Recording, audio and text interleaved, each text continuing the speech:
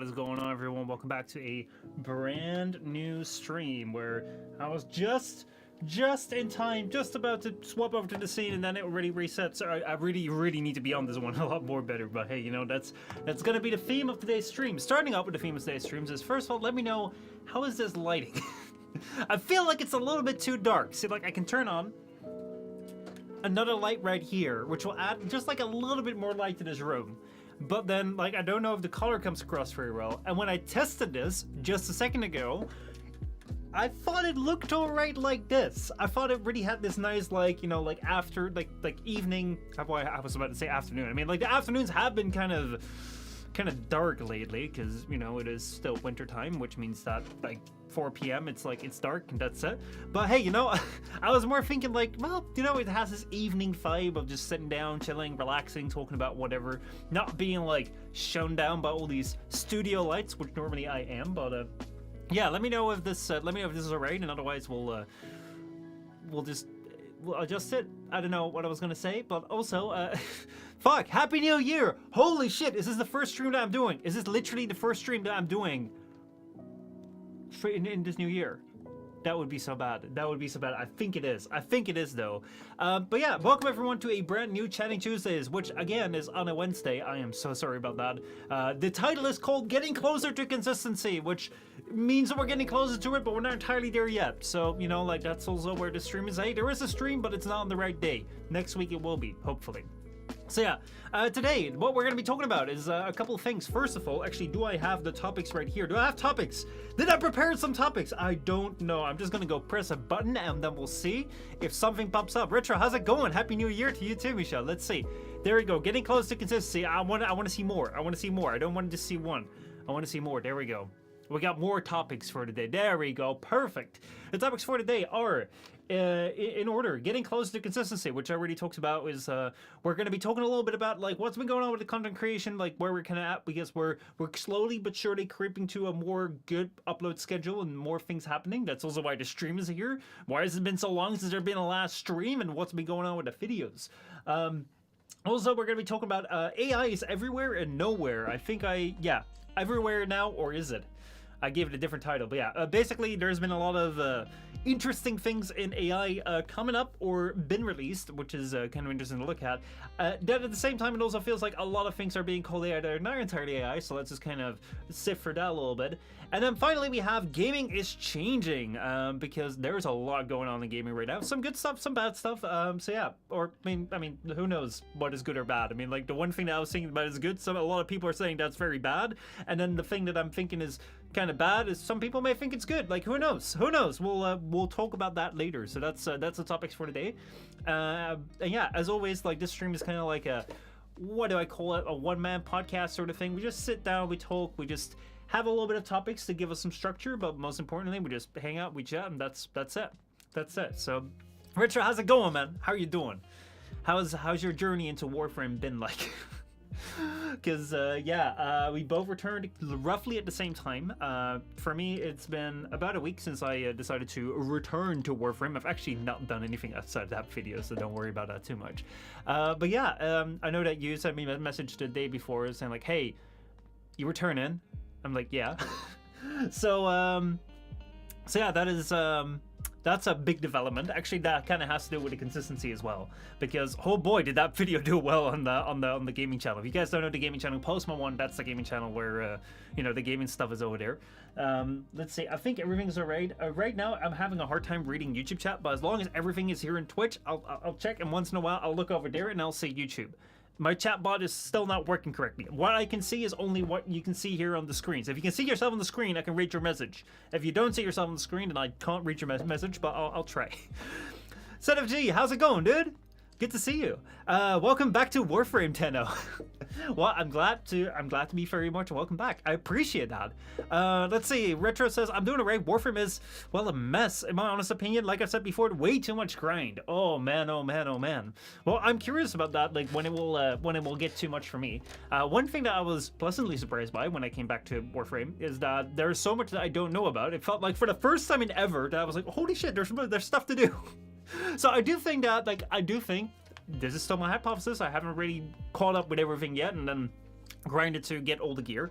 I don't know if I'll like if I'll think this later on, but like I think right now like actually Warframe may be a good like breaking game. You know, like kind of like how One Piece is like a breaking anime. Like you don't want to be watching One Piece every single week because then you got really up and angry and up and tired about like, oh my god, they're stretching the recap to 5 minutes. Now they're doing recaps mid-episode. Now they're showing the same thing. Oh my god, there's a backstory for 2 minutes. Come on, give me progression. You know, like you get frustrated when you're watching like every week episode of anime. However, if you just sit back, wait a few weeks, and then catch up with like 6 episodes, and all of a sudden it doesn't matter anymore because you're just having fun. So, I don't know necessarily, but we'll see. Retro says, my girlfriend started playing it, and honestly, I'm tempted to make an old account to understand things from fresh eyes. Ooh, interesting, the new player route. Honestly, as someone who's done that multiple times, because holy shit, they have cross progression now, they didn't have that before. So I've done it on PlayStation and Xbox both at the same time to start up from zero again. There's a part to it which is a lot of fun, where it's like, holy shit, like you can kind of like very quickly go through things again. And especially at the start, it's kind of cool, like grinding up towards the second dream. I remember I did that with Cole on the Xbox, we did that on the couch, that was kind of fun. But then there will come a time when you've kind of grinded for like most of the solar system and you've done like the quest where the slop comes through, where it's like, oh, now I gotta grind every single Warframe. Oh, you know, like Formas, I don't have that. Even though normally you have like a shit ton of them. Or Roken cells, I don't have that. Fuck, normally I have a shit ton of them. Neural sensors, holy shit, you gotta farm those? I wouldn't even know where to farm those. So yeah, that's something where like I would recommend if you want to like share in our experience of like, hey, you know, starting all over again, going as fresh accounts, you're not being overpowered and you just being able to like view through the lens of like, hey, what is this person experiencing? You could do it. At the same time, I don't think that you would like make that alt account and then like you'd only do it for a little while. I wouldn't invest more time in it. Like you already have a good account, but hey, you know, that's just what I would say. Villager has returned. Welcome back, my very big man. My very, very, very big man. Yeah, we were talking about that in chat just before the stream gets started, that there's a couple of big man domains that are not like taken yet, which is interesting. Not many big men in the world. Cross progression would honestly help a bit. Only part I don't want to fuck with is grind for the frames. I like, yeah, that's what I'm saying. It's like that was the part which was just, oh boy. I mean, you kind of forget that there was like a 3-day waiting period on like crafting parts, and then, you know, if you craft them piece by piece, like you don't always have the resource. Like there's so much stuff that you kind of forget. Also, like the lighting is good and everything. Are you guys okay with it? Is it not too dark? Because I can't really tell all that well. Like I have a small display there and I have a small display here. It seems all right, but if there's like, we could turn on the lights. I'm considering replaying the COD Ghost campaign. I am considering replaying a lot of CODs, but yeah, the Ghost campaign. It's been a really long time since I played that. I remember the last time I played the COD Ghost campaign was pretty much when it came out, and it was the most disappointing game that COD ever released. Remember when that was the standard? We thought the bar couldn't drop any lower. But yeah, basically, that was the last time I played it, and then I went straight back to Modern Warfare 3 and Modern Warfare 2 and Black Ops 1 and Black Ops 2, and I never continued on with Ghosts. But yeah, maybe it's good to come back. Maybe it's good to come back. Retro says, yeah, and unless you play something else while waiting for the frames to finish, it's just really boring. Yeah, like, I felt that very much so when it came to Railjack. But that's something that I'm really curious about exploring when it comes to like returning here to Warframe. And like, by the way, like when it comes to returning to Warframe, it's like gonna be a multi-week, maybe multi-month process of just catching up with the quests. I want to make sure that I do the quest like justice. So we're gonna have like, there's like the Whispers in the Wall, which seems to be like another cinematic quest. I'm sure the Fury would also come with some sort of like big quest and big event sort of thing. Since that is a weird ass shit. There's some sort of, it's like a mix between Railjack, because it's like some face, and it's a mix between like the planes, and it's a mix between all sorts of weird reality and shit. I don't want to know anything about it. We'll just figure it out as it comes along. So Railjack, actual fun. There was actually a part of the video which I did not include in there, where I went to Railjack and I was like, well, I wouldn't know if anything has changed here because I haven't really played this. And then there's like, above the planets, there's like join any squad, just like a button to join any squad. It's like, oh wait, is this because no one is playing it? And you go over to know it's like literally no one is playing it. So yeah. Villager says, I've played the Modern Warfare trilogy and Black Ops 1, 2, and 3 campaigns too much, I feel like, and I have played them many times, like the Modern Warfare trilogy. It feels more close to home. Yeah, I haven't played the campaigns in a long time. I do remember, like, I have the most fun memories of, I think, Modern Warfare 2 and Black Ops 1. Like, the numbers, Mason, what do they mean? And Modern Warfare 2, like, I really, really like this. Modern Warfare 3, I played as well. I don't really have great memory, like, good, fantastic memories of that. Black Ops 2, better. Advanced Warfare, I played for that. Oh, I don't fucking know, dude. That's when I kind of tuned out. So, yeah. But, yeah, I'll get back to it. Sevakov looks badass, though sadly he just isn't the best. I mean, Warframe, unless it has changed that much, shouldn't really matter about, like, your power, because you throw some good mods on them, you'll be alright. So yeah. Anyway, let's go get to the titular topic of today's stream, because that's something which is kind of relevant. I should probably address that since I titled this "Getting Closer to Consistency." That's what I want to be talking about today, because oh boy, has it been like content has been all over the place. Start of December, we've been doing great. Like there we go. We like, as I said, I was like building up to this idea of like, hey, you know, we're going to slowly build it up. We're going to add in like the scripted videos, then we're going to add in the vlogs, then we're going to add in the streams, and then we're going to go move over to the gaming channel. And oh my god, that one week we had like scripted video, vlog, stream, and then also a podcast, and then like that video just took all the way off to like 2,000 like views or something. I was like, holy shit, what the hell's going on here? And then the rest of December I was kind of missing in action. And then I came back, but I came back well with 2 videos on this channel, but then also I came back on the gaming channel where like the first Warframe video I did also just took off to like 2,500 views, where I'm like, holy fucking shit guys, what's going on? YouTube algorithms all of a sudden works, like this thing is working. And it's so funny because with both videos, with both the what's it called, both the like the tech for Christmas sort of thing and the like Warframe video, there were moments in there where it's like, I'm just gonna scrap it, you know. It's not worth it. I don't think people like it. And then all of a sudden like it does very well. So like I was pretty pleasantly surprised by that. But yeah, why is this thing been all over the place, and what am I going to with this, you know, with this channel, and what's going on with the streams and all that sort of stuff? Let me go and explain that a little bit. So basically, like ever since about August, September of this year, I've decided to like reshift my focus a little bit more on content creation right now. This is something which I really, really enjoy doing, and I think that there is something that I can do in here, something really interesting for me to do in here. So I want to like devote more time and attention towards it to see if I can make this an actual thing.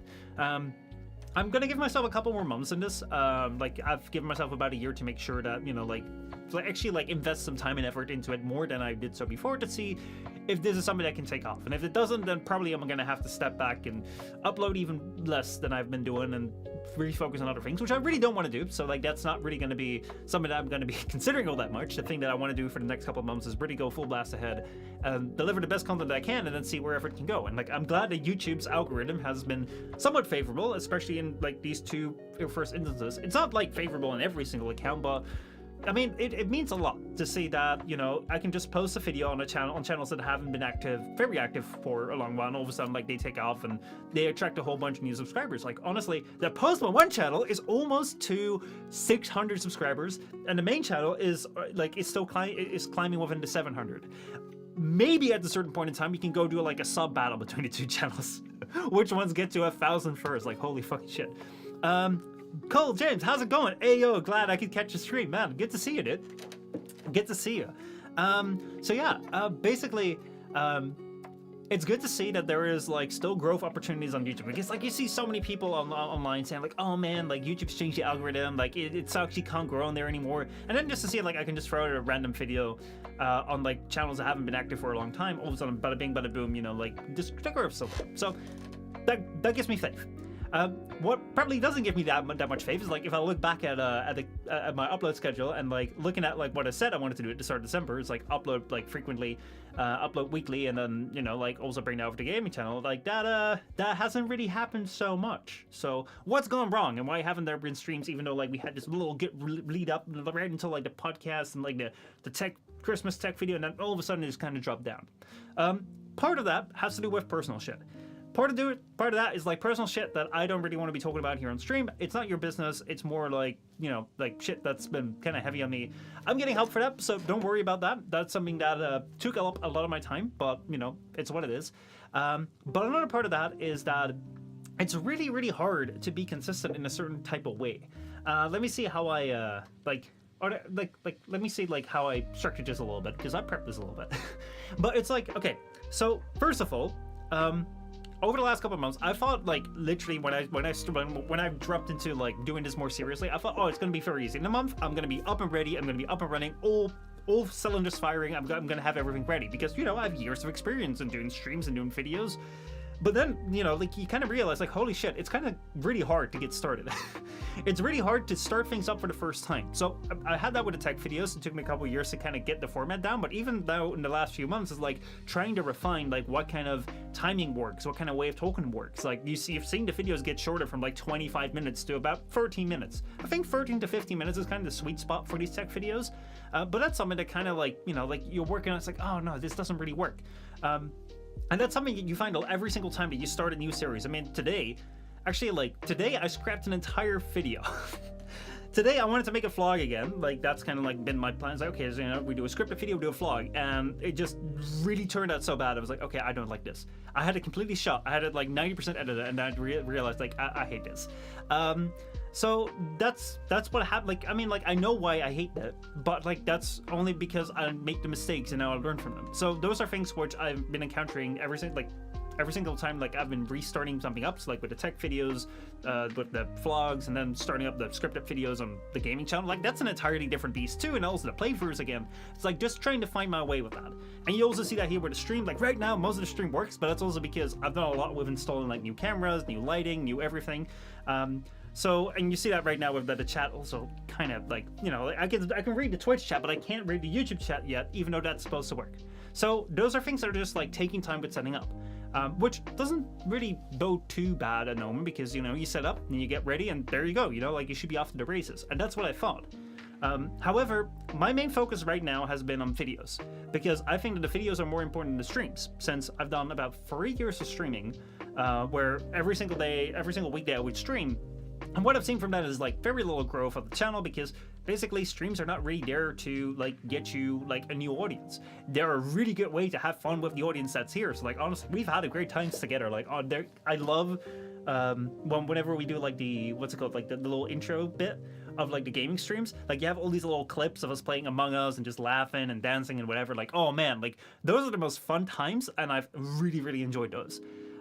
However, that was when I was only streaming, and really it hasn't really grown my YouTube channels in any way, shape, or form as much as like the last few months have. So videos I think are really important. However, videos are also really fucking hard to schedule. Like, holy shit, dude. I was thinking like, hey man, like I'll do like one scripted video a week and one vlog, and then maybe I can up it to like 2 scripted videos and like maybe a playthrough in there. But videos are so variable in time. Like one day I can have a video which I edit in like an hour and they're just done. And then I have a video which I edit in 3 whole days. Or like one of the tech videos I can just like, like the tech gifts, like those gifts are just like, I just kind of like came up with those things like the day before. I was like, okay, let me just sit down, let me make this video, fuck it, let's do it. But then there's like the what is an operating system video. I followed like an entire like 8-part lecture series about operating systems. So there's so much difference in like how much time you spend on the video that it's so hard to schedule, because I'll be like, okay, so Monday I'll do this, and then Wednesday I'll do that, but then like the Monday video takes like 2 days longer, and now all of a sudden I'm behind in the Wednesday video. I'm stressing out and like, oh dude, like that's been the hardest fucking shit to like try and like get that down. And I thought that I would just be able to like get this all ready and set up by just, like doing the schedule as I've been doing on Twitch.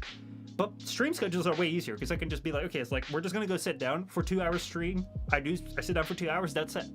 But that's not the way it works with videos. So that's something that I've been really trying to like, especially at the start of the year, I really wanted to still hold on to this schedule of like 4 videos a week, hopefully. And then just like, like maybe I can make them the week before and just stack them and then deal with the time change there.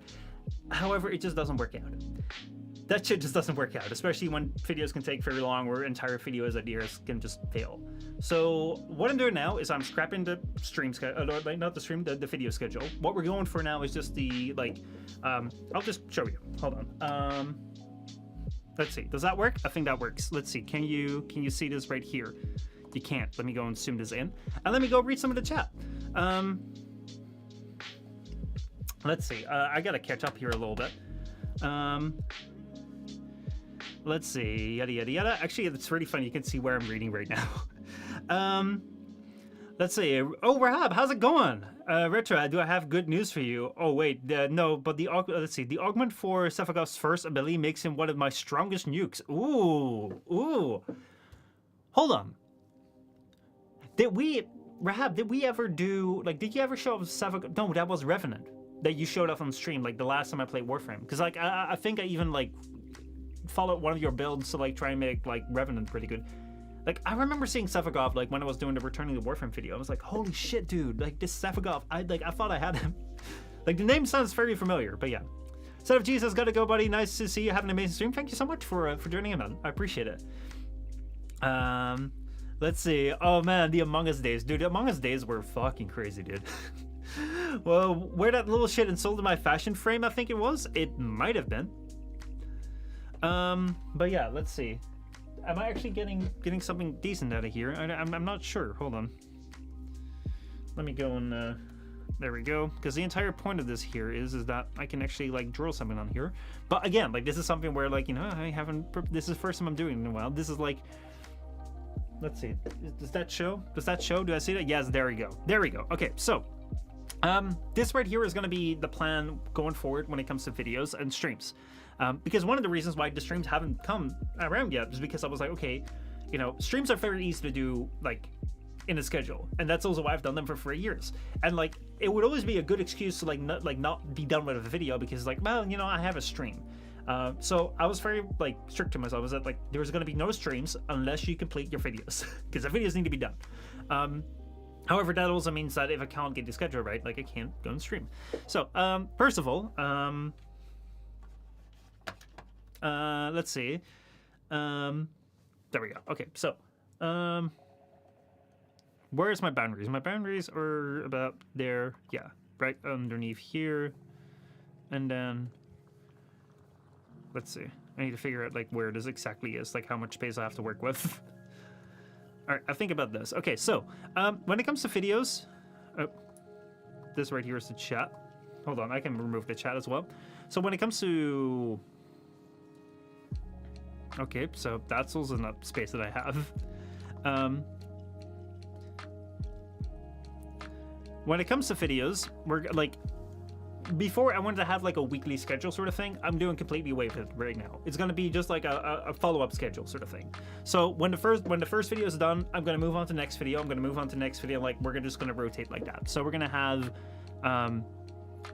like the first one is an MP tech video. So that's like a main channel Michel Postma tech video. After that will come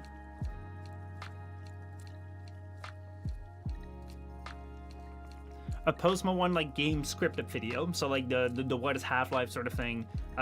These videos are like very similar to each other.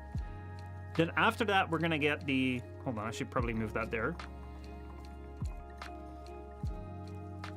We're gonna go back to the main channel. We're gonna do a vlog. And then we're gonna go to Postma 1.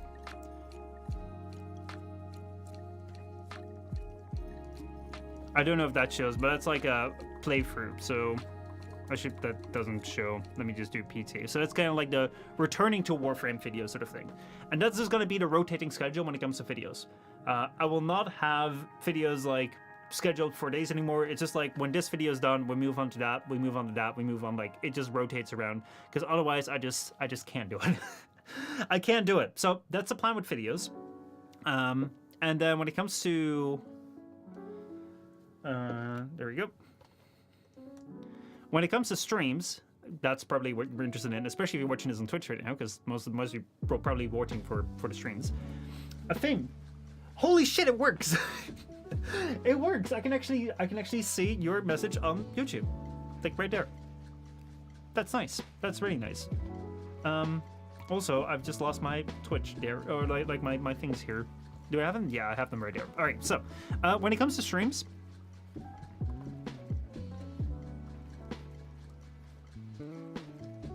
We're gonna have Mondays, Tuesdays, Wednesdays, and Fridays, depending on how things go. I may add another day, but I think that 4 days a week is going to be good for now to get started. I mean, like, this is my first stream in like 31 days at least, so, you know, can't be too ambitious.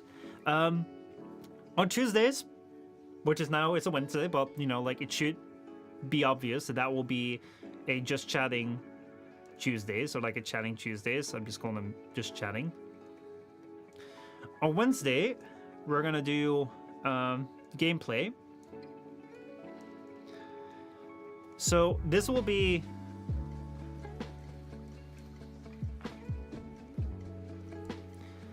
this is all like EU time.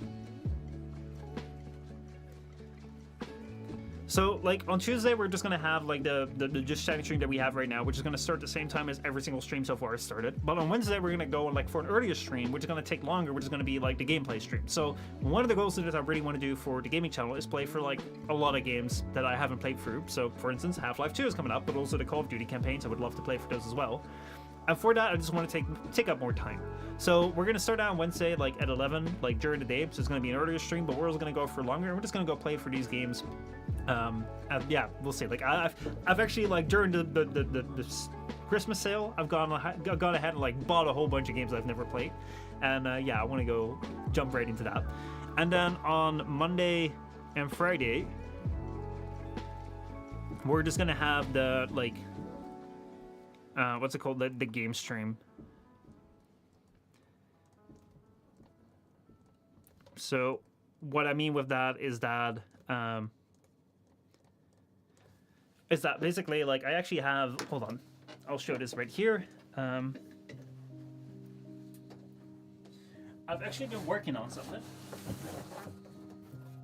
Like, this right here is the thing that I came up with. Like, I call it, like, free-to-play frenzy, even though, like, half the games on there are not free-to-play. But the entire idea is that, like, normally we play either Warframe or Apex or, like, whatever, Overwatch sometimes. But it's always hard for me to choose, and normally I kind of just, like, go with whatever, like, I've done the last few times. So that often goes with, like, periods of me playing a whole bunch of, like, Overwatch or a whole bunch of Warframe or a whole bunch of Apex, not playing the other games all that much. So with this here, like, I'm just gonna go decide, like, what I'm gonna do based on, like, what a dice roll is, and then I'm also gonna throw in some modifiers to make it fun.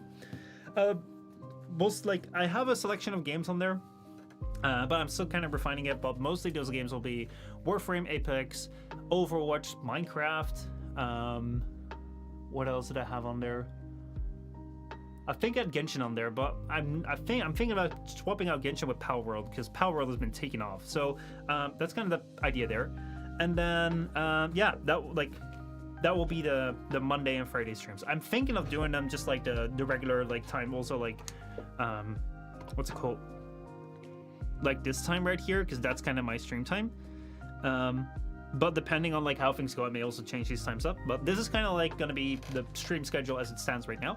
And from, like, I kind of want to get started with that, like, from today. So today was not going to be a gameplay stream, but today was just going to be just chatting, because I was kind of, like, lagging behind there, and I also wanted to, like, stream this again. So yeah, that's going to be the plan going forward, and I think that that's going to be something which I will be more consistent with, because yeah, it's so interesting. Like, this time is so freaking interesting, because I'm learning so much about like, that's really hard to, like, schedule in videos. It's good, but it's much easier to schedule in streams. But also, like how do you do things, and how do you approach things like setbacks and sort of thing? Because, like, I absolutely feel useless now that I've spent, like, 2 or 3 days on a video that I had to completely scrap.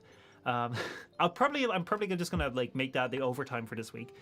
But yeah, like, that sort of stuff is, like, things I'm learning right now. So if you were, like, wondering, like, hey, you know, didn't you say that you were going to be, like, increasing your focus here on YouTube and Twitch and content creation?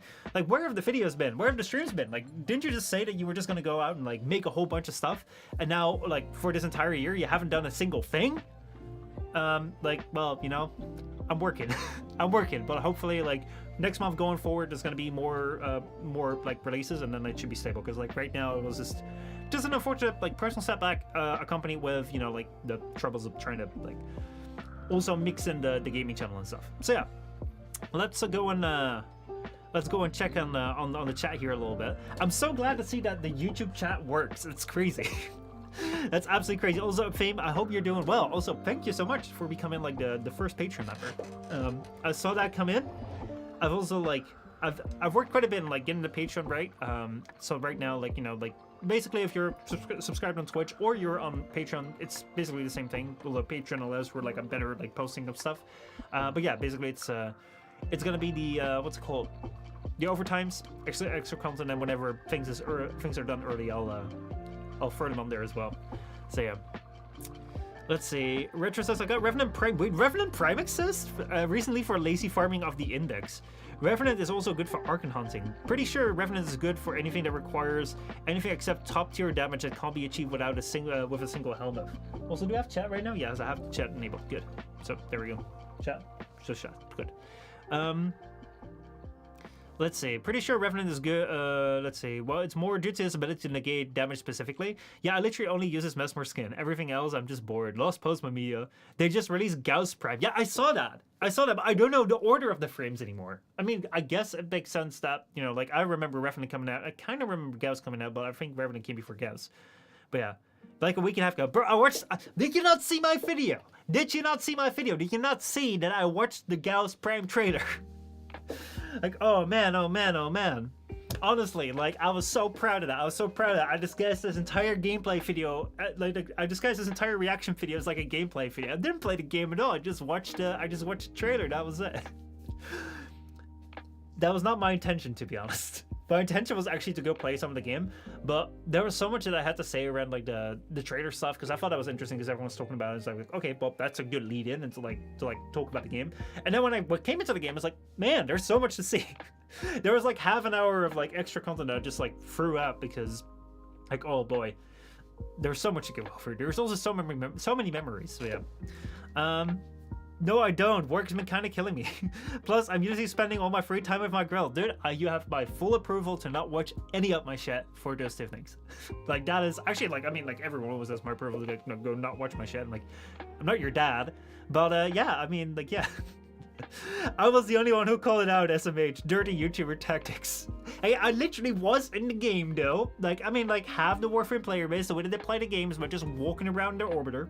I've done that so many times. Like, half my playtime in Warframe is walking around in my orbiter. But, yeah. You know, that is true. Oh no, Papa Michel. Oh my god. Oh my god. Oh my god. Let's not go there. Not like this. Oh boy, oh boy, oh boy. So yeah. Feels good to be back. Let me see. Let me turn off this light. It feels so freaking dark. It feels. I can't wait to watch this back. But like, it feels like honestly, like I feel like this is way too dark because I'm normally used to like everything like blow over like too much light. But now this is right. Oh boy, oh boy, oh boy. That reminds me of like a game. There was a game called Daddy Simulator or something. I remember that came out when like 2016, 2017, kind of when I was getting started with YouTube and sort of stuff, and like that kind of blew up. I was like, oh shoot. Oh man, Elite, how's it going? Good to see you. Howdy. What those beautiful, beautiful pog emotes. Oh boy, I should add the new that emote there, the pointing one. You call that so freaking well, Rahab. I like that. Well, yeah. Dream Daddy, Rahab. I make the rules here. Wait, did you just tag yourself? Oh no, you're replying to yourself. I just saw that in the chat right here. You can see that here in the chat. Like, it's like the lighting offends me. Maybe write a 300-word Twitter apology. All right, hold on. I'll change the color for you because I can't do that now. What do you like more? Do you like it purple, light blue, white? Do you want it red? Do you want this to be a red room? Like this is like the red apology room. Oh man, and I like. There we go. Green, blue. I felt more blue today. I felt a little bit more blue today. I didn't really want to choose a platform.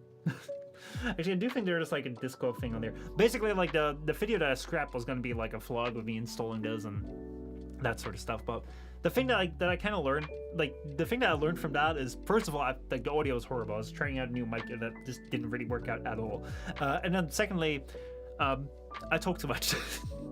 like basically, like I need to make a better distinction between like vlogs, which are more like experience things, and like the tech videos where I can talk with everyone, because that's basically it. Because otherwise it's just a shot of my face and the desk. Just like this stream is a lot of me talking, because, you know, otherwise you'd just be looking at me. We'd just be sitting here in silence, looking at both our screens, having a staring contest. We could do that as a stream as well. We could definitely do that as a stream. Are you down? Actually, I'll probably blink before you do, because I can't check. I can't check. You can check me. I can't check you. It's so unfair. Life is so unfair sometimes. So freaking unfair. You know what's not unfair? The next topic. Is that a challenge? Bro, I just said that you'd win that. So it's kind of a challenge, but it's also a challenge where, you know, watching paint dry. To be honest, I'm pretty sure that you can make a fun watching paint dry stream. Like, not just by just having, like, you know, like, just having paint on the wall and that being the stream, but like if you actively like sit there and like your goal is to like not look away, and you do those little like IRL like donation type shit where, you know, like people try to distract you. Oh man. Elite says, I'm getting over an upset stomach, but still feeling the effects, but I'm doing better yesterday. It was horrible for me though. I advise people to be cautious of what you eat. Ooh.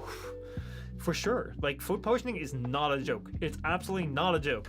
I have certain types of food that I'm really bad with, and yeah, I feel your pain. I feel your pain. Glad to hear you're doing better now, but yeah, like watch the fuck out with what you eat. Cook your chicken, and also like if you have anything that you're reacting badly to, one thing that I've noticed is sometimes like it changes over time. So something that I've had foods where like normally it would just give me like a bit of a like stomach ache and stuff, and I was like, oh, you know, it's fine, and then all of a sudden it was like that reaction increased. So right now I'm cautious. I'm cautious. Let's see, paint something to set it on fire. That will dry out quickly. Kind of reminds me of this like Bobby Fingers dude who like creates like panoramas and shit, and like he did one with Michael Jackson on fire, that sort of stuff. It's a really interesting like YouTuber. Really interesting stuff.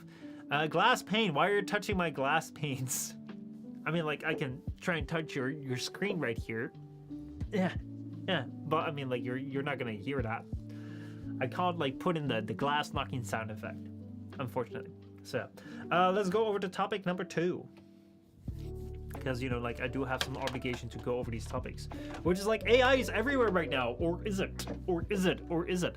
So yeah, this basically has to do with a lot of AI stuff that's been coming out here during like the last month. We had CES, which is like a tech conference sort of thing, and oh boy, was there a lot of stuff that has come out of there that got like the entire press wild, and people like being like, oh my god, AI is everywhere, and people just being like, oh, it's nothing. And honestly, as someone who got a bachelor in AI, this is something that I sort of know something about. And not too much, but you know, sort of. I know sort of something about it. So I figured, why not go take a look at it? And yeah, let's see here. Can I?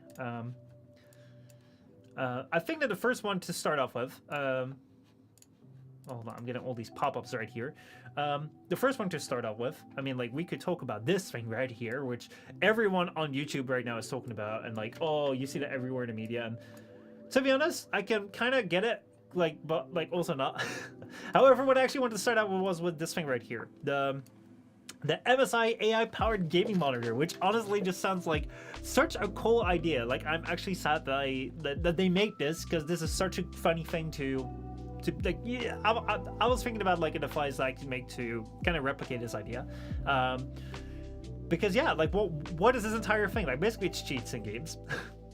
But undetectable cheats. So this right here was like one of the very first things that I saw coming out is like the new AI products, where I actually looked at this, was like, oh shoot, this could actually go and affect us. Not necessarily in like a, you know, like in a dystopian manner, because there's a lot of things in that is already kind of dystopian, with kids right now having ChatGPT where they don't have to write any essays anymore, so they don't have to like study anymore, because you know you just throw the prompt and schools can't figure out like how the hell this works.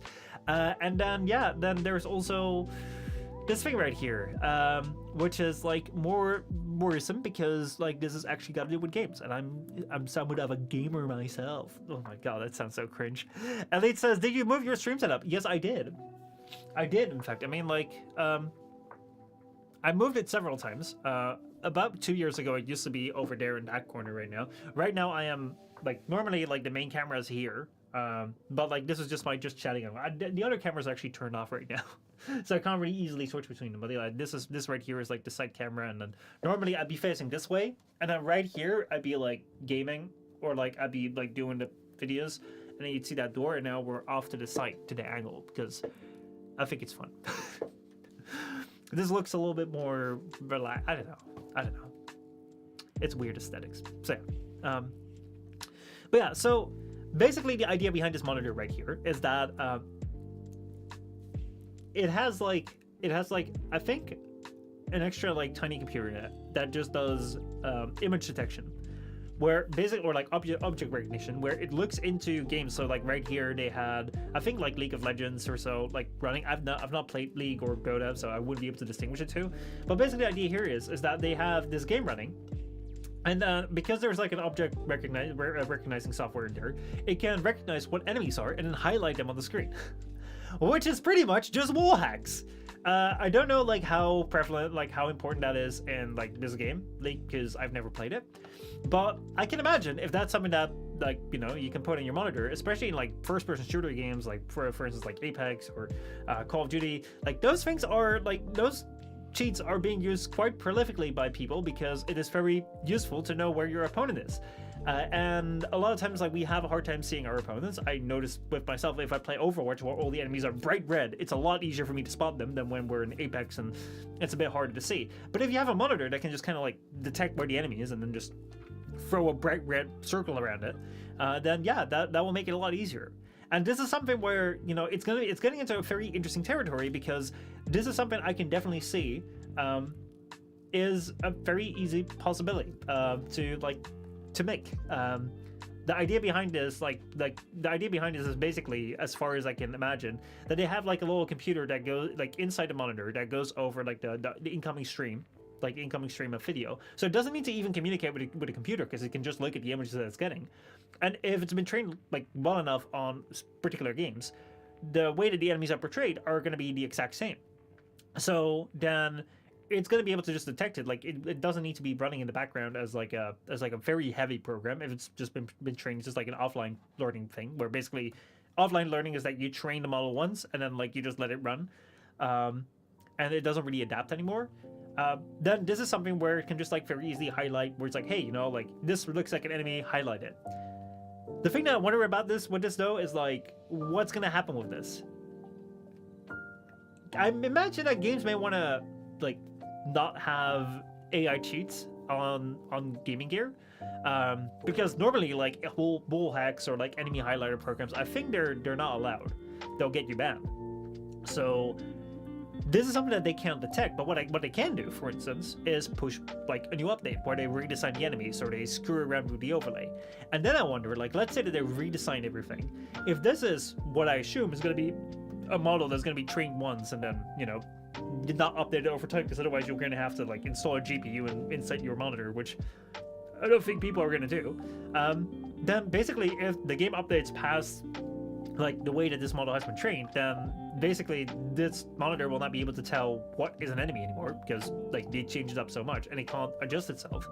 Then will this monitor become useless, or will you have to update your monitor? Which honestly sounds like such a dumb thing. Like, you're gonna have to update your monitor, but nowadays people have to update their TVs all the time. So yeah, then your computer monitor is gonna be another smart device, which I don't know if I'm too excited about. But yeah, it's interesting to see, because I can definitely see this technology working. I can definitely also see that this may this may be very beneficial, and also may be something that game developers may be actively trying to avoid. So yeah, this is going to be interesting to see coming up. This is definitely a version of AI where, yeah, like this is AI implemented in a technology which I think has a really legitimate use case. Though then again, like, I'm kind of saying, like, I was kind of thinking like how many people are actually going to be using this, but then at the same time, you know, people do pay for wall hacks, so people will be using it. Let's see. I use a green reticle in Apex, Elite says. Yeah, I think I used a purple one. Like, that is kind of like trying to like get a reticle that works in every single location, or like a pink one. But yeah, this right here is like changing your enemies. So that's something where you know, like, you see AI come into places where you're like, oh hey, you know, that works. That's something where, you know, it's definitely going to screw around with balancing games. But then again, like, I mean, having hotkeys or like customizable hotkeys on your keyboard and having a better keyboard. I mean, like, I have a like gaming keyboard right here. Like, that also has advantages over just having like a standard like office keyboard. So like, there's always going to be equipment differences, but especially right now, it's like this right here is this kind of wall hacks that people are going to get for their monitor.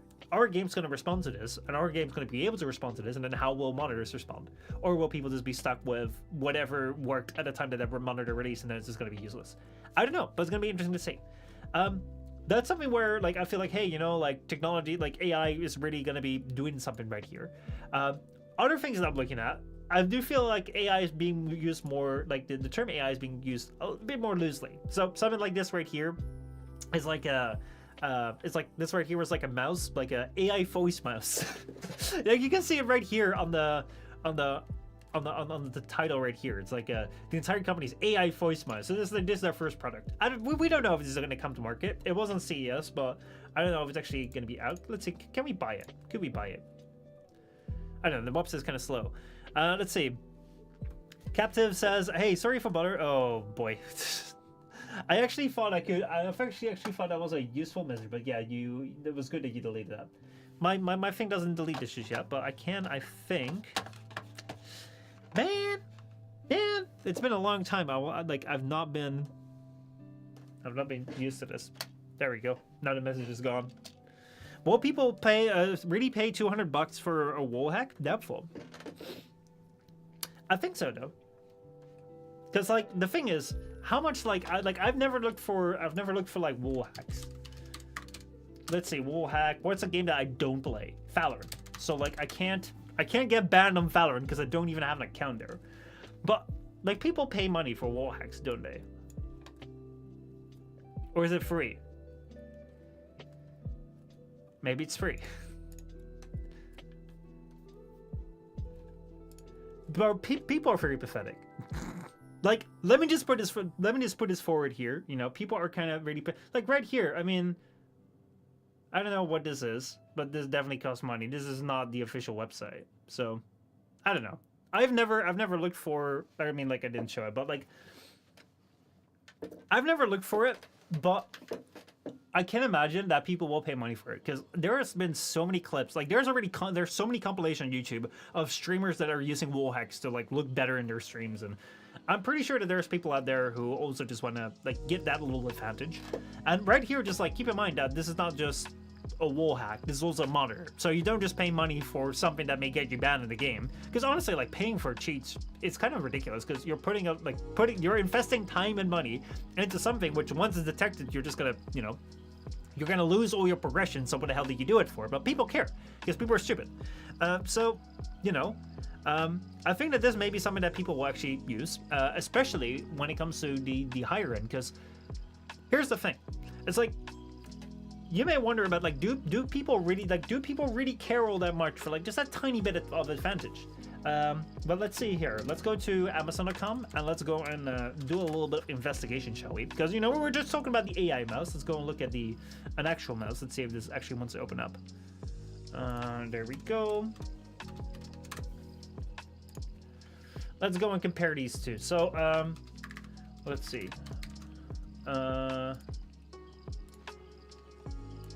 Oh no, Amazon, come on, dude. Ultra light gaming mouse. Let's see if we want to look for an ultra light gaming mouse.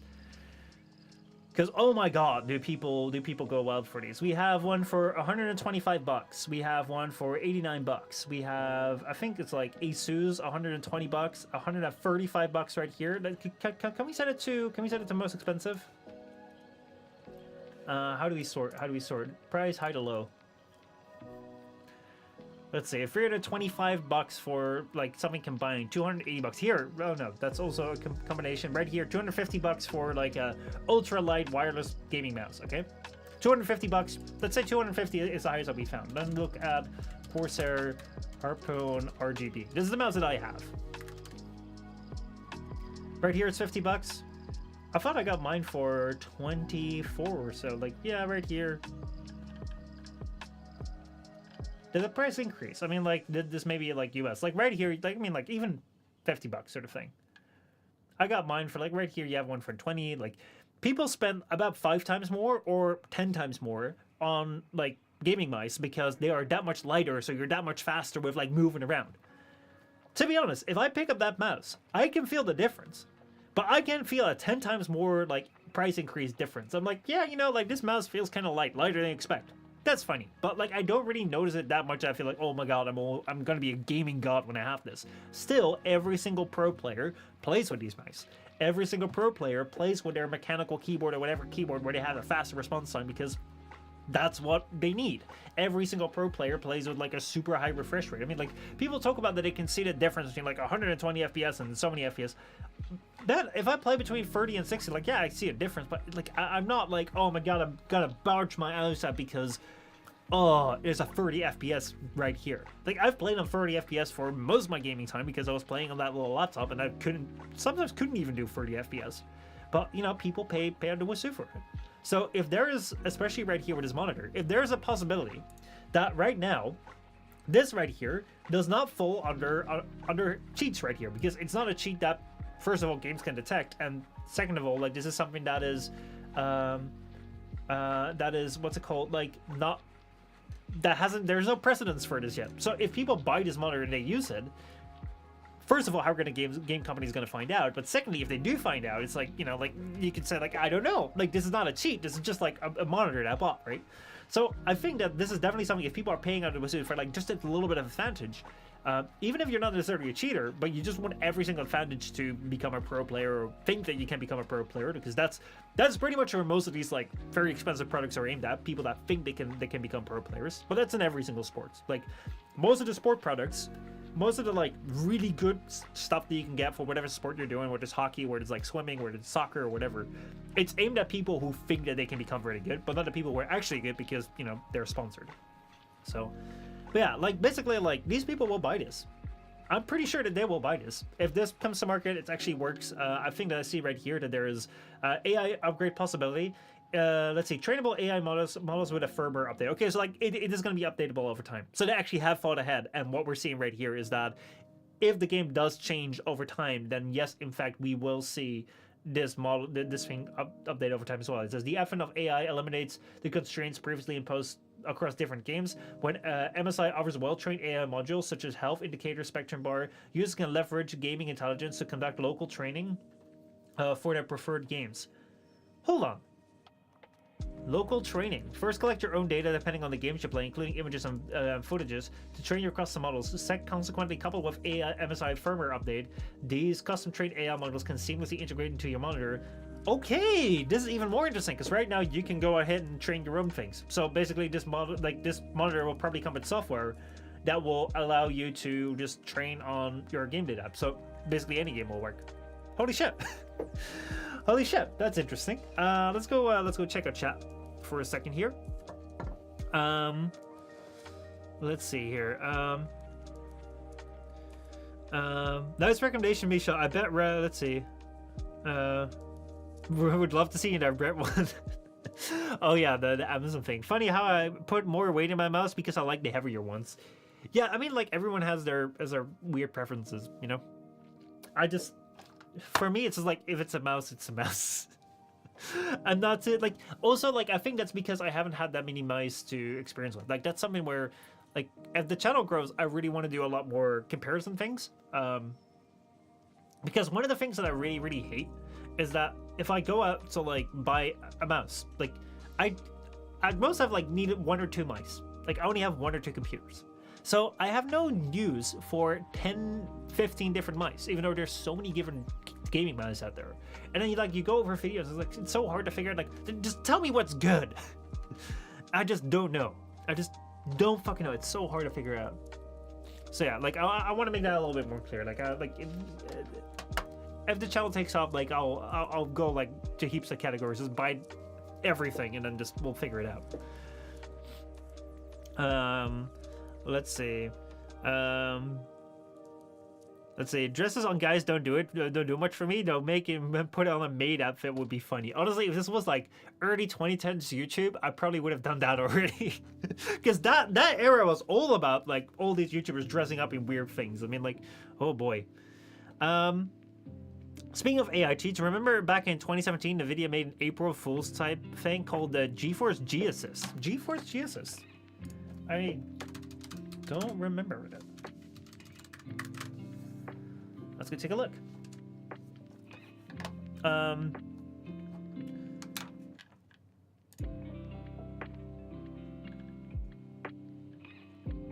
Let's see right here. All right, there we go. The video's GeForce GTX USB. Oh no, this is GeForce GTX USB drive. I thought this was a G Assist. I'll look for G Assist. It's not here yet. Hold on.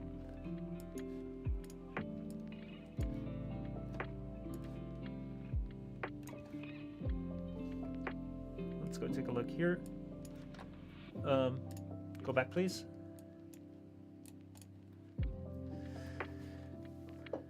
Watch a promotional video. All right, we'll watch a promotional video. They really call anything AI nowadays, huh? Yeah, that's something that I wanted to get into, because like this right here, for instance, this right here is like an AI mouse, which I also saw featured in a couple of videos about like CES. Like, oh my god, it's an AI mouse. And basically, the thing that this thing has, it's got a couple of features. Like, first of all, since we're talking about mice, this right here is a mouse that you're supposed to be able to like pick up and then speak into it, and then as you're speaking into it, it will just write out like what you're saying. I mean, true, part of AI is voice recognition.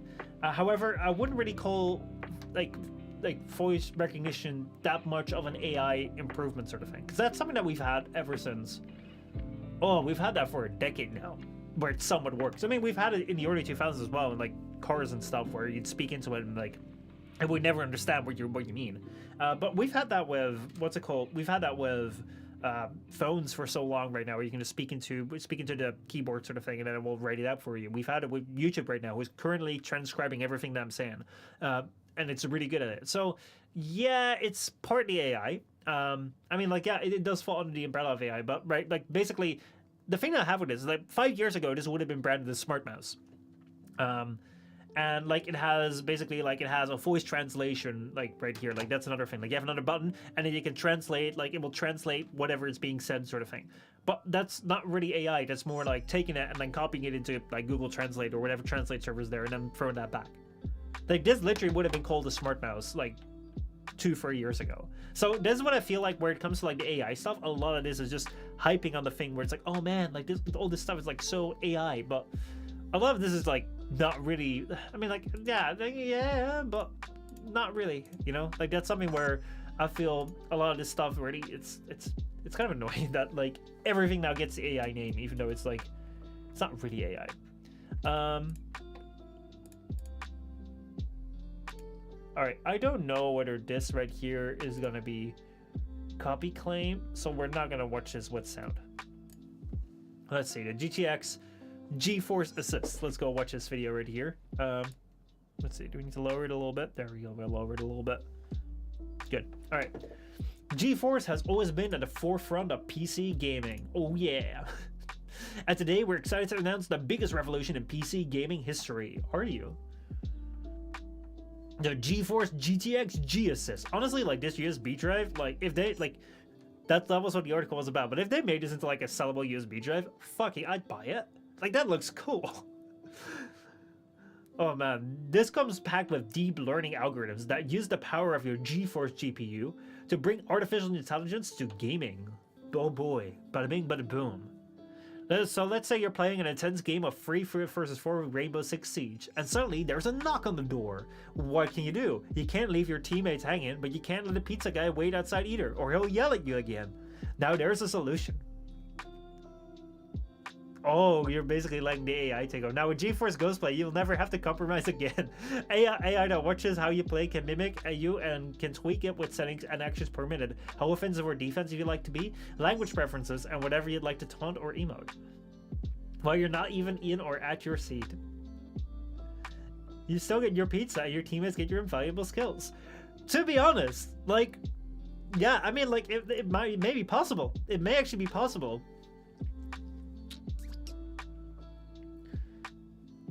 Let's see, you've been playing Dark Souls 3 and you're taking on the Nameless King and he's just destroying you. What are you up to? Well, this is where there's the boss boost. On the boss boost on. This feature uses AI to find the most stylish way to take out the boss in a game. And use it once per game to record with shadow play and share it with all your friends. To be honest, this could actually be possible. This could actually be possible right now. I mean, like, not, I don't know necessarily whether it would fit on a USB stick. Probably it would, but like the way that, like, let me just describe it like a little bit like the way that you would do something like this. A lot of times when it comes to AI, like AI problems are just prediction problems, like a lot of them. So if you look at ChatGPT is just a prediction machine where like it's been trained to predict what's the best word to give to you after like you've given your prompt. So like it just predicts like what's the best move now. And let's see where I want to go is the way that you would, for instance, solve something like this. It would just be to go after, like, the way that you would go after like something like this, like you'd have to be able to quantify certain movements. Like the best way to like do prediction is like basically turn everything into numbers. And with games, it's actually quite easy because all of your like inputs, everything that you do with a game is already like bits, because like everything, like all your keyboard inputs, all your mouse inputs, they're already bits.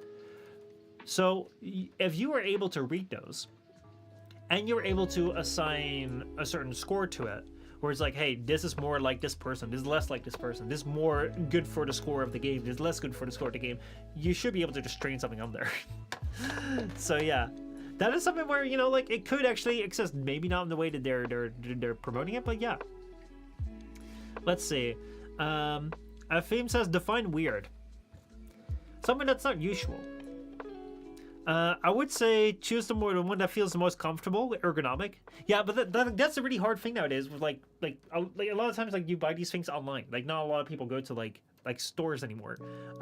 So it's really hard to like get the feel for like what feels right. And it's something which I've had a really hard time with when it comes to like choosing keyboards. Like man, the world of keyboards is such a wild one. But then it's like what keyboard do you go for? Like, oh yeah, you gotta go for like a custom keyboard with like the Cherry MX switches, but there's so many different colors of switches, and which switch feels right? It's like this one feels clicky, and this one feels not so clicky, but this one feels right. It's like, I don't know, dude. Yeah. I think it was a sellable USB drive for a while. You know, the marketing department was real proud for that obnoxious name. Surely this is a breach of AFK rules. I mean, like, if you can't discover it, is it really a crime? Let's see. Just touch it for the screen, or maybe, or use your AI holographic interface. Of course, let's see. Got one of those electric prostate sappers and sync it up to dying in games. Yeah, that's a video idea. I actually had like a video idea. Like I don't know if I'm gonna do it anymore. But I had this idea to do what's it called? Like to like train a pad, like an object recognition model on like Apex sort of thing, where it's like it would see like when the reticle goes over an enemy. I was wondering if this is possible in Apex, but it may actually be even easier in Overwatch, where like you like see whether like the reticle goes over an enemy, because then like basically the color of the reticle like and behind there would like in Overwatch it would turn red.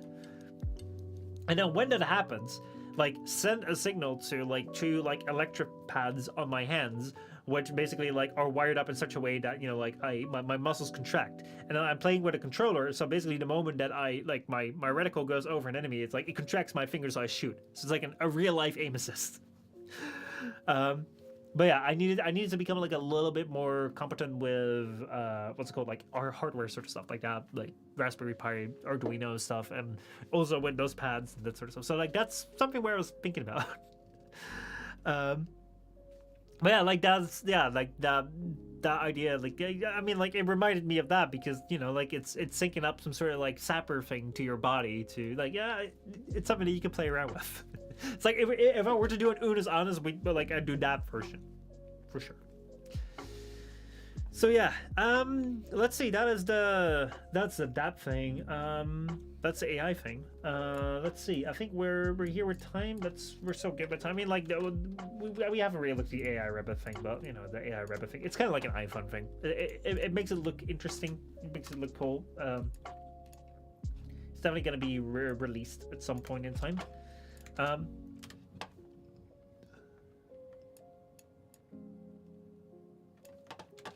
But yeah, let's go and take a look at the final thing right here.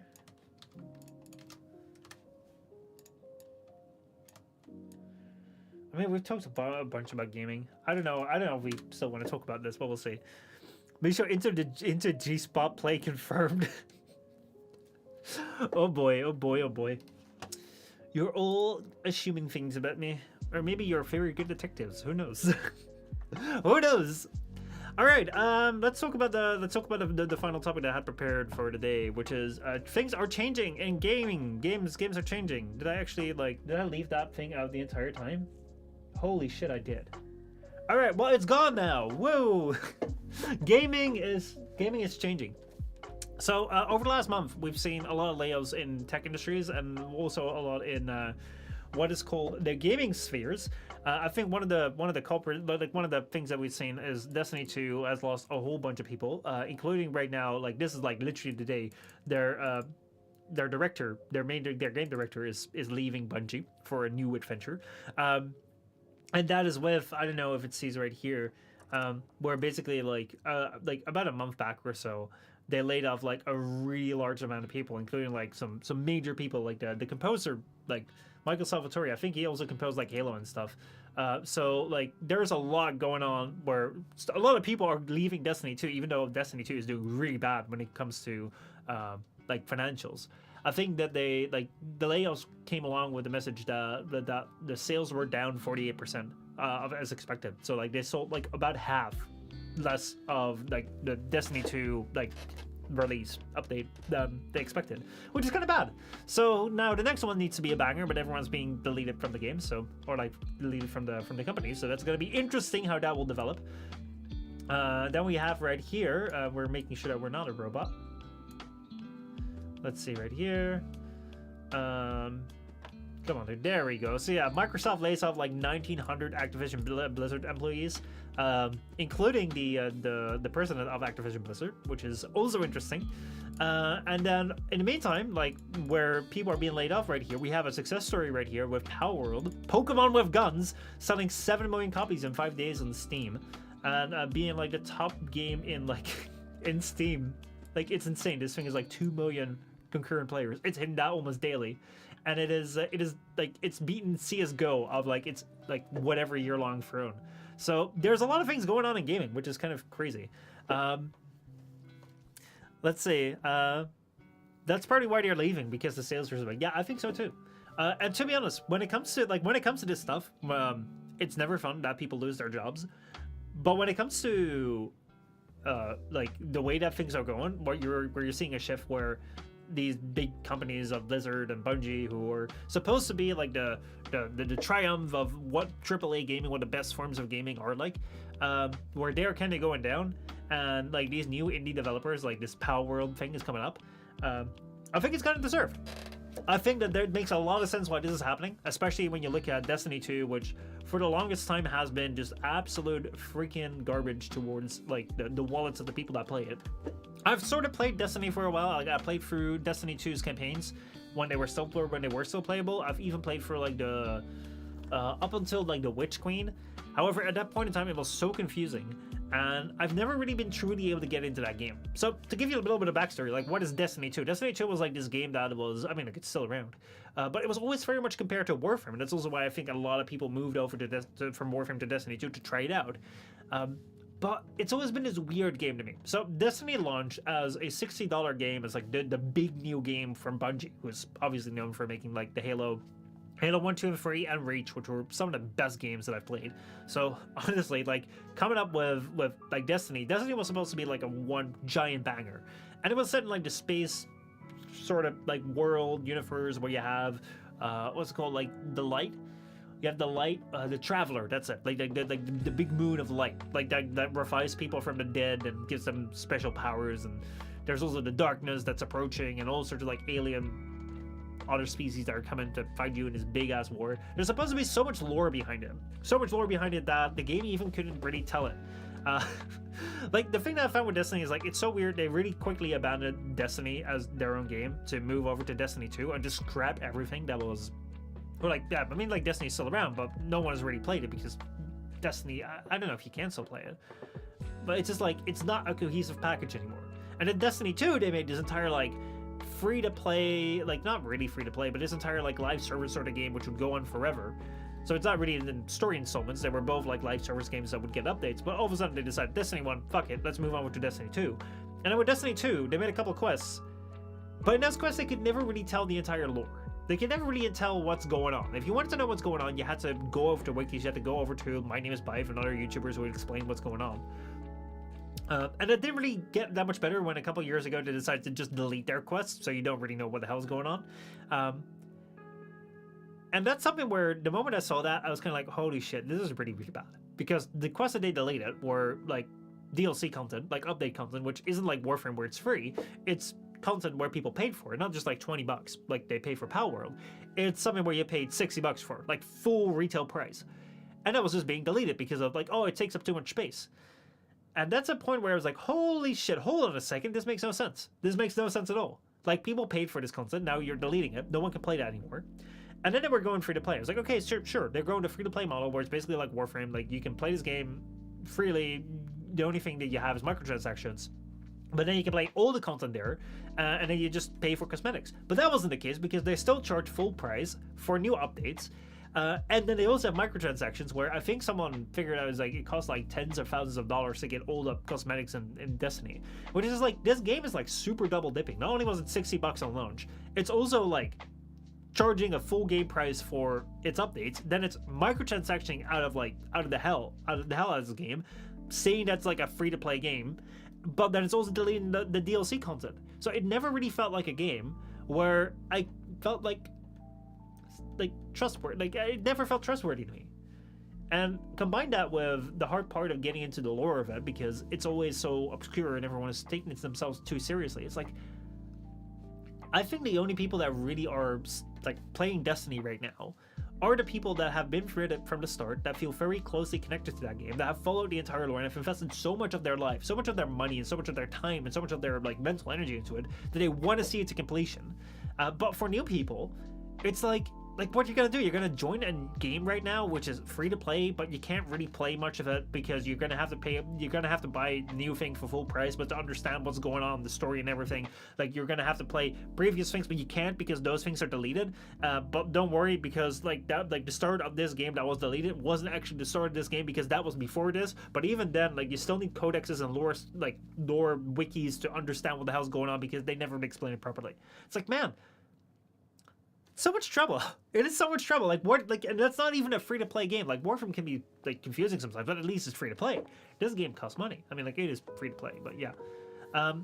So I can see that. Like oh my god, dude. Like I see that Destiny, like it not doing well. Like it doesn't surprise me. And then you look at something like Blizzard, and Blizzard, like holy fuck, they screwed over Overwatch. It's like Overwatch 2, I feel, has pretty much come forward and shown us that you don't really need to have hope for Blizzard games. We've had like the Diablo Immortal and Diablo 4, which I've not played myself, but the Diablo Immortal was already a giant fiasco where with the like, do you guys not have phones sort of thing, where I've never felt like I wanted to go and invest my time into like a new Diablo entry. Maybe I want to go back to play the old ones, but not the new ones, because like the way that that comes across is like people just hungry for microtransactions, money, that sort of stuff. And from what I've heard, it's not very good at Diablo 4 either. And then like coming off that, you know, like you have Overwatch, which is like the IP that's kind of running the strongest for like most years. They completely abandoned that game for 3 years because they're going to work in a sequel which is going to feature PvE content and all that sort of stuff. And then a couple years later, after like completely abandoning their game, not doing anything with it, they say, oh, here's Overwatch 2. It's a direct upgrade to Overwatch, so you're not going to be able to play the original Overwatch. We're going to change the core game mechanics. We're going to increase like our microtransactions to much higher. And right now, we're also not going to give you the PvE content that we promised. We're also not going to give you like much of the extra content we promised. We're just going to give you like a slight update to the game, and also it's free to play now. And like, I haven't really felt a need to go back to Overwatch, and I don't think a lot of people have either, because I really haven't seen that many people like play Overwatch or be interested anymore. I think that game really, like, the way that they handled that, the way that they fumbled their premises, really gave people a lot, like, lost people's trust in Blizzard. Like, after, like, I mean, like, all the stuff that they did before that. With the entire, like, Me Too stuff that came out that were just absolutely fucking horrible, with the all the stuff there before there, the Blitzchung stuff, that sort of stuff. It's like, yeah, you know, like, they just hit this over and over again, where right now, like, I feel that, you know, like, them going down sort of thing is something where, like, I'm not surprised by. But then you see something like Power World coming up, which is kind of like, I have not played that. I do really want to play that. But it's just like giving like this Pokemon franchise, or like the Pokemon idea, not franchise, but the Pokemon idea, a different twist to it, and all of a sudden like that picks up. So it's good to see that when companies actually listen to like what people may want to play, these games do well.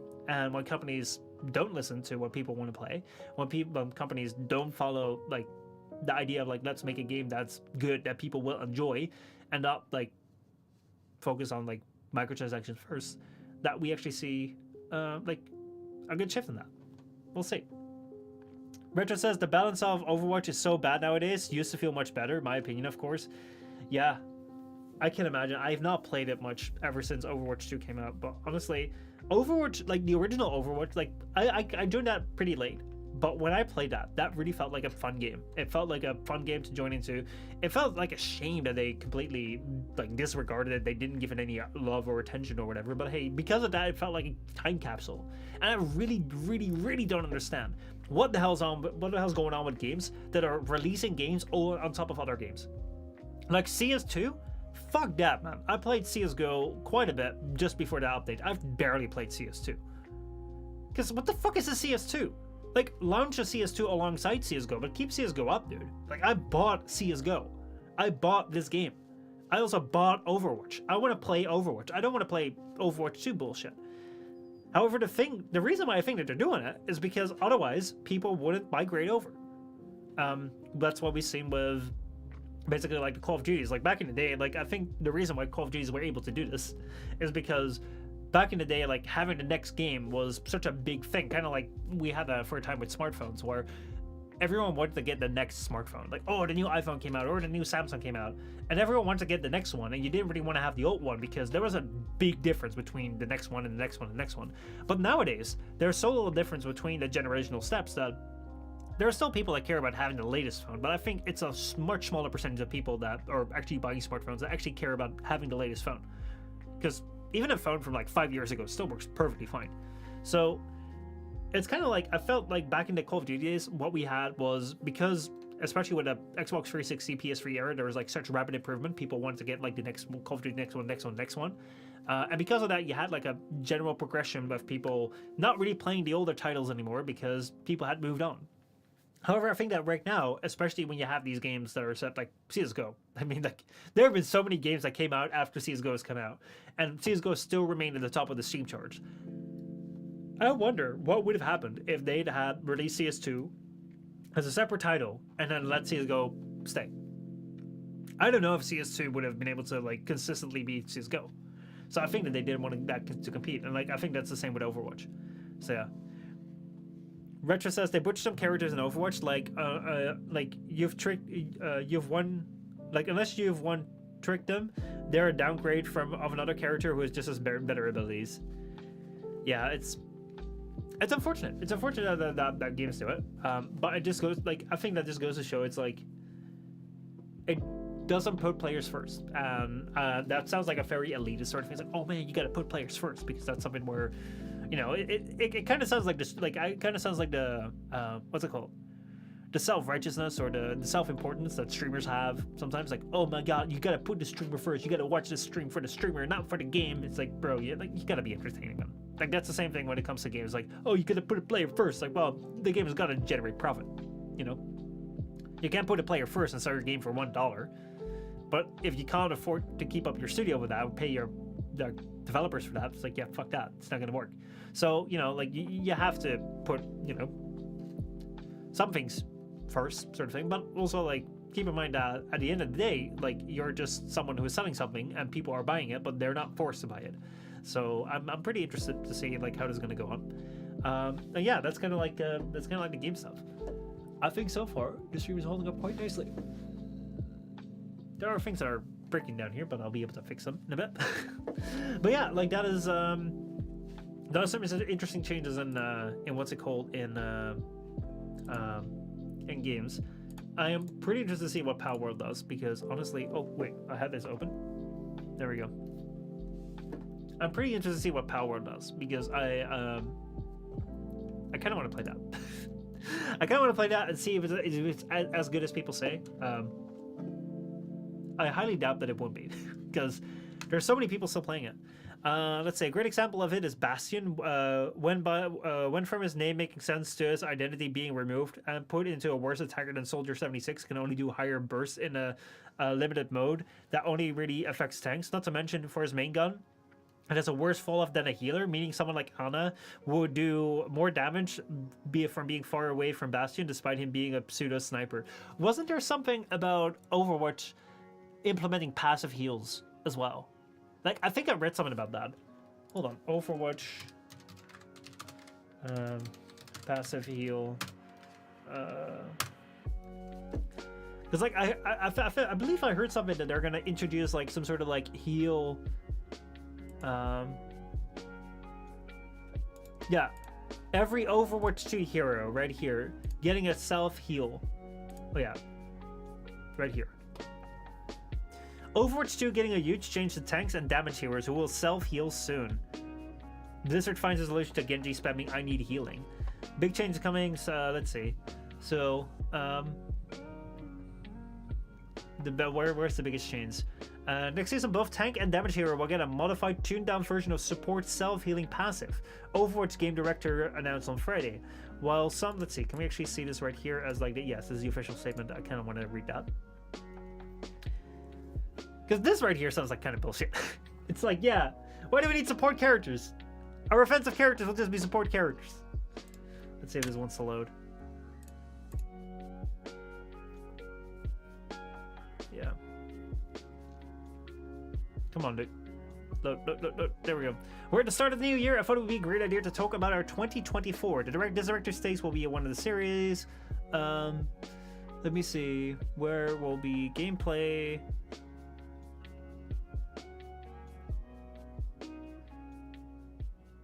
Let's see, there are ping system, spawn together system. I'm looking for where it comes to the heal. Introduce a quick play. Let's see, is heal on here? Heal?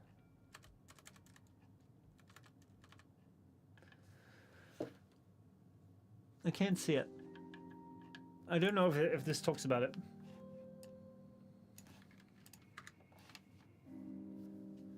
Health indicators, one of three. Oh yeah, here. It's our hope that staying closer to your teammates and having more information on what they're doing will help encourage team play, but what happens when your team is not working well together? We definitely want to make this a little less frustrating. We've talked about the new competitive system coming to Season 9, but there's a massive set of gameplay and balance changes coming to that season as well. Many of these changes are aimed at reducing damage spikes in combat. I won't get into all of it here. We're working on a standalone post to be published at the start of the season, but for the sake of the current discussion, I'd like to talk about one aspect of it. In Season 9, both tank and damage heroes will get a modified, tuned-down version of support self-healing passive. This should give non-support players more options in terms of sustaining themselves. It should also take the pressure of some support players to keep everyone alive, since every individual players now have more control of their own health pool. In Overwatch, there's a constant tug of war between the power of a team and the power of an individual hero or player. A change like this shifts that balance a bit. This is meaning that we're constantly evaluating. We still want Overwatch to be defined by team strategy and mechanics, but we feel that this can be pulled back a bit and possibly more in the future. Like, holy fucking shit, dude. Basically, like, there's no point anymore to having, like, healers almost. It's like, yeah, I can see where they're coming from, in the sense that if you've ever joined a public Overwatch game or a public Apex game or a public team game, you're not really playing as a team. Most of the time, you're just playing as individual players who will have their own tantrums. And to be honest, like, I think that's totally fine. I think it's totally fine that there are people out there who, if they're gonna go and play a game, a lot of times these FPS games are team games because free-for-all is kind of rough.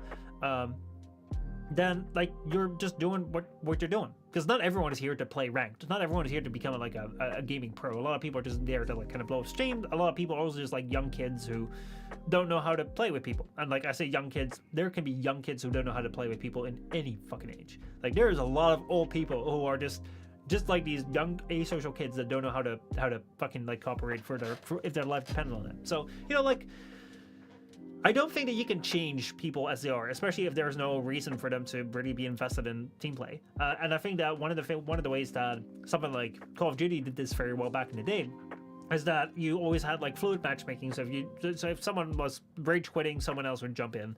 A lot of times, like the mechanics that were in place would like someone could go on a kill streak, but their kill streaks would also help the team. And I think that if you look at Overwatch, I think that yes, a lot of part of the Overwatch is very much like you're dependent on your support heroes, you're dependent on your tanks, like you're dependent on the team synergy to work well, and that can really break down. I do think that Overwatch does have decent systems in place where even like I've seen really bad situations at the like in a game just be completely turned around, which I think is great. I think that other games are that far less, but here it's kind of like you're just kind of taking the piss if you're changing it so much. Let's see. I heard something about that recently. Honestly, no idea. I think they need to increase the time to kill and lower the healing by a lot. The amount of times I've gotten someone to one shot and then both healers jump on them and suddenly they're back to full, all because they avoided damage for a millisecond. If that isn't the sign of the dying game, I don't know what it is. Never mind the long-standing balance problems, outdated mechanics, ridiculous creative direction. Blizzard never should have removed the defense category of characters. They basically made everyone a hyper-aggressive version of what they used to be. Yeah, it seems to me like right now they're just like making all the characters the same. All characters will have damage that's roughly the same. All characters will have healing that's roughly the same. So like there's like yeah, it's literally what they're saying. Like we don't want to make this game as dependent on team play anymore. So yeah, and I think that that's something that really made Overwatch is like the way that teams could play together. So yeah, it's unfortunate, but yeah, it is as you say, Rahab, a sign of a dying game, which is what it is.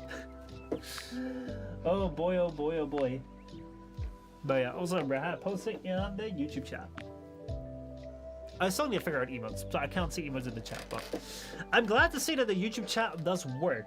I just need to figure out how to post with them. But yeah, other than that, like I'm glad that this works. Like holy fucking shit. I'm not modded here. No, you're not. Am I able to do this?